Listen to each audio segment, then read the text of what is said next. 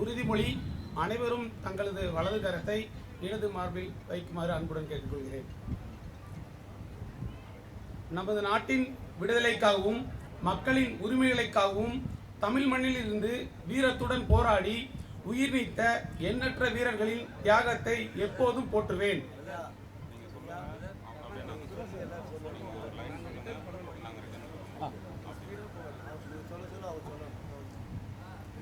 நமது நாட்டின் விடுதலைக்காகவும் மக்களின் உரிமைகளுக்காகவும் தமிழ் மண்ணில் இருந்து வீரத்துடன் போராடி உயிர் நீத்த எண்ணற்ற வீரர்களின் தியாகத்தை எப்போதும் போற்றுவேன். நமது அன்னை தமிழ் மொழியை காக்க உயிர் தியாகம் செய்த மொழிப்போர் தியாகிகளின் இலக்கை நிறைவேற்றும் வகையில் தொடர்ந்து பாடுபடுவேன். இந்திய அரசியல் அமைப்பு சட்டத்தின் மீதும் இறையாண்மை மீதும் நம்பிக்கை வைத்து அனைவரிடம் ஒற்றுமை, சகோதரத்துவம், மகத நல்லிணக்கம், சமத்துவம் ஆகியவற்றை பேணி காக்கவும் பொறுப்புள்ள தனி மனிதனாக செயல்படுவேன்.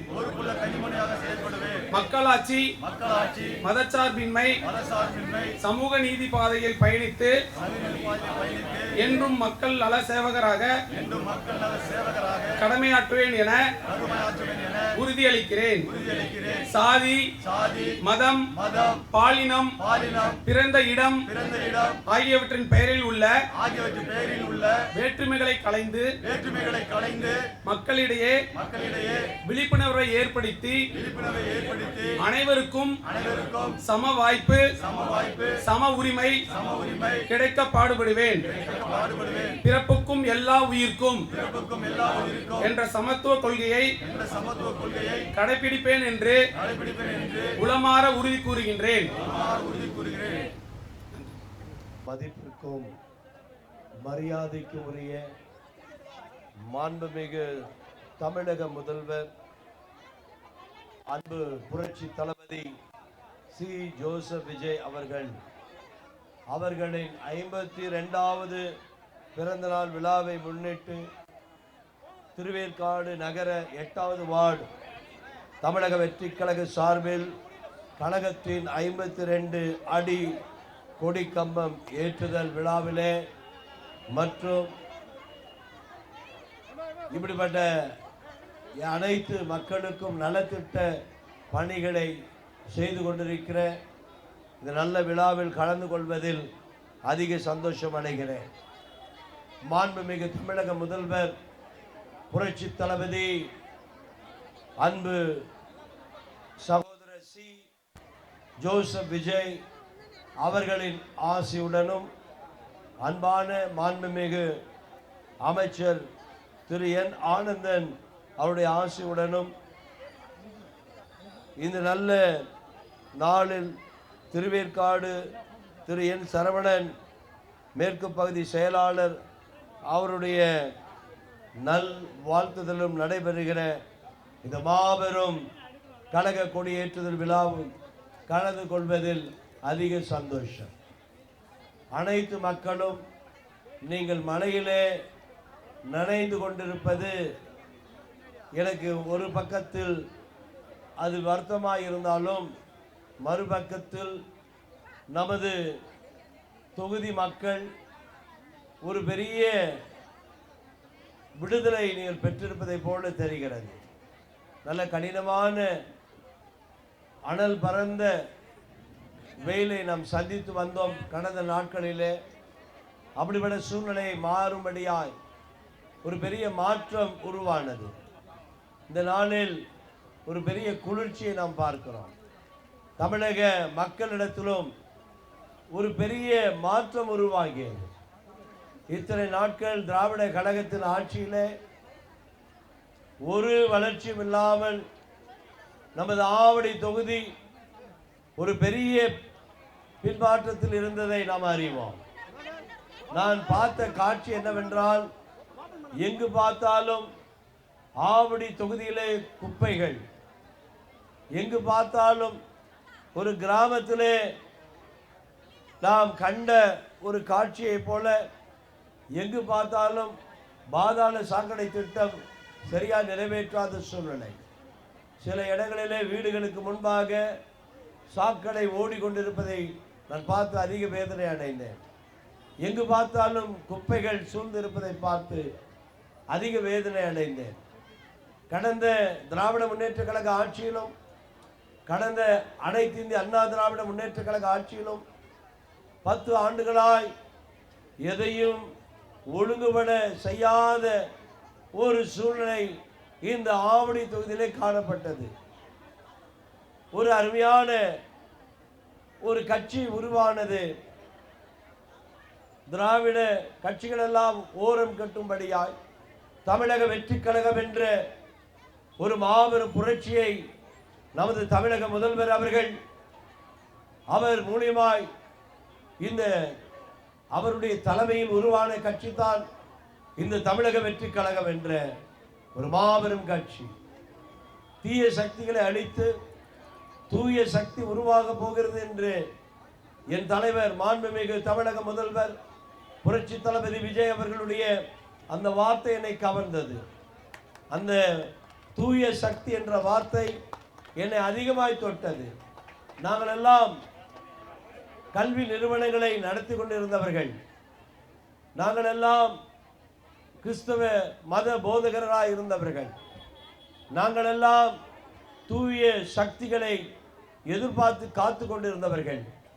இந்த தீய சக்தியை ஒழித்து தூய சக்தி ஆட்சிக்கு வரும் என்று என் தளபதி புரட்சி தளபதி மாண்புமிகு தமிழக முதல்வர் விஜய் அவர்களுடைய வாயிலிருந்து புறப்பட்ட வார்த்தை எங்களை அதிகமாய் கவர்ந்தது.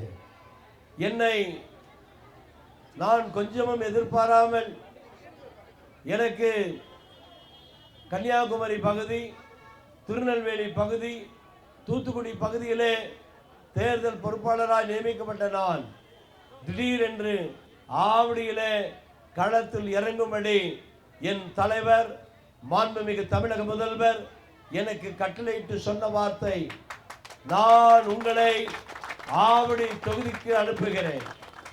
அவர் சொன்ன ஒரு வார்த்தை எனக்கு ரொம்ப சந்தோஷமாக இருந்தது. ஆவடி தொகுதி மக்கள் உங்களை ரமேஷ்குமாராய் பார்க்காதபடி உங்களை என் மாண்புமிகு சி ஜோசப் விஜயாய் பார்க்கும்படியாய் என்னுடைய முகத்தை அவர்கள் உங்கள் முகத்திலே காணும்படியாய் என்னை என் அன்பு தளபதி மாண்புமிகு புரட்சி தளபதி விஜய் அவர்கள் என்னை இந்த தொகுதியிலே அனுப்பி வைத்தார்கள். அனுப்பி வைக்கும் போது என் குடும்பம் பயந்தது, என் நண்பர்கள் பயந்தார்கள். நீங்கள் எதிர்த்து நிற்கப் போகிறவர் ஒரு சாதாரண ஒரு தலைவர் அல்ல, அவர் மாபெரும் தலைவர். அவர் ஒரு சாதாரண மனிதனும் அல்ல, அவர் அமைச்சரும் கூட ஒரு சாதாரண அமைச்சர் அல்ல, அவர் ரொம்ப வலிமை வாய்ந்தவர் என்று சொல்லி எனக்கு உறவுகளும் நண்பர்களும் மக்களும் என்னிடத்தில் பூச்சாட்டி காட்டினார்கள். இந்த பூச்சாட்டிக்கெல்லாம் பயந்தவர்கள் நாங்கள் அல்ல. நான் என் தளபதி இடத்துல சொல்லும்போது என் தளபதி இந்த ஆவடி தொகுதியிலே அவருடைய கால் பதிக்க வேண்டும் என்று நான் விரும்பினேன். எனக்கு ஒரு நாள் நல்ல செய்தி வந்தது. நாம் வாக்குகள் அளிக்கும் நாளுக்கு 2 நாட்கள் முன்பாக, சரியாக 2 நாட்கள் முன்பாக நமது தளபதி விஜய் அவர்கள் ஆவடி மண்ணிலே கால் வைத்தார்கள். அவர் கால் வைத்த நாளில் நான் என் தளபதியை பார்த்து சொன்ன வார்த்தை, என்னிடத்தில் விசாரித்தார், எப்படி இருக்குது ஆவடி? நான் சொன்னேன், சூப்பராக இருக்குது ஆவடி.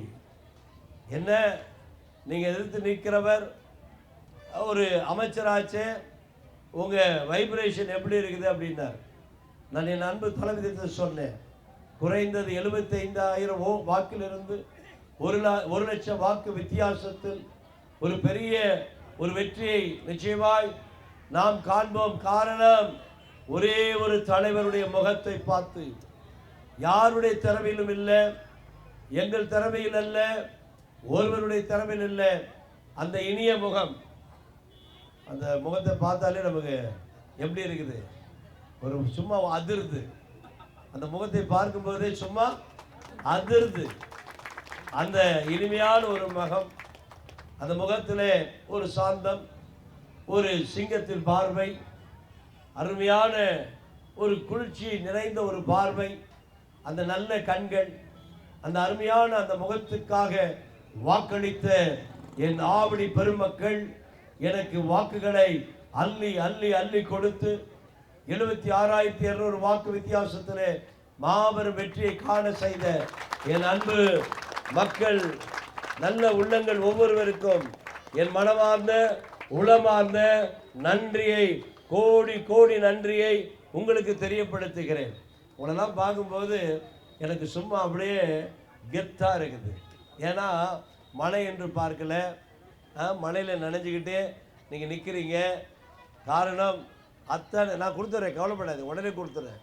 ஆமாம், எல்லா மக்களும் நீங்கள் எவ்வளோ காத்துட்ருக்கிறீங்க எல்லாம் எங்களுக்கு புரியுது.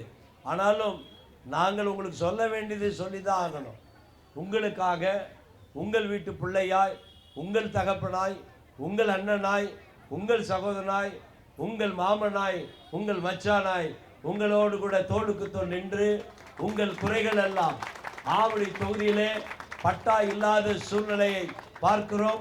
2 ஆண்டிலே 2 லட்சத்துக்கு மேலான பட்டாக்களை உங்களுக்கு நாங்கள் வழங்குவோம் என்று உங்களுக்கு நாங்கள் வாக்களிக்கிறோம்.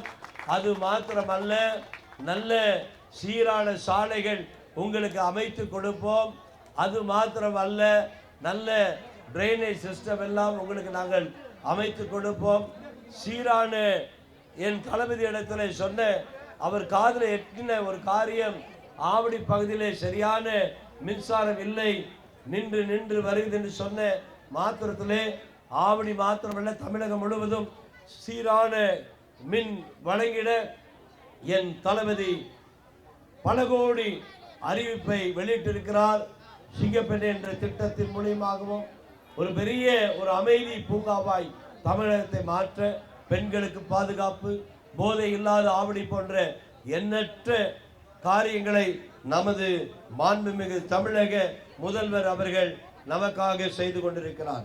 ஆக இந்த இனிய நாளிலே உங்களோடு கூட நான் சொன்ன வார்த்தைகள் எல்லாம் நிறைவேற்றும்படியாய் இந்த 5 ஆண்டிலே ஒரு பெரிய சிங்கப்பூரை போல இந்த ஆவடி மாறும், சிங்கப்பூரை போல இந்த திருவேற்காடு மாறும் என்று உங்களுக்கு வாக்களித்து, உங்களோடு உங்களாய், மக்களோடு மக்களாய், மக்களுக்காகவே நான் இருந்து நீங்கள் அழைக்கும் போதெல்லாம் சாப்பிட்ட கையோடு ஓடி வர நான் காத்து கொண்டிருக்கிறேன், உங்களுக்காக நிற்பேன் என்று சொல்லி நன்றி நன்றி நன்றி உரைத்து விடைபெறுகிறேன்.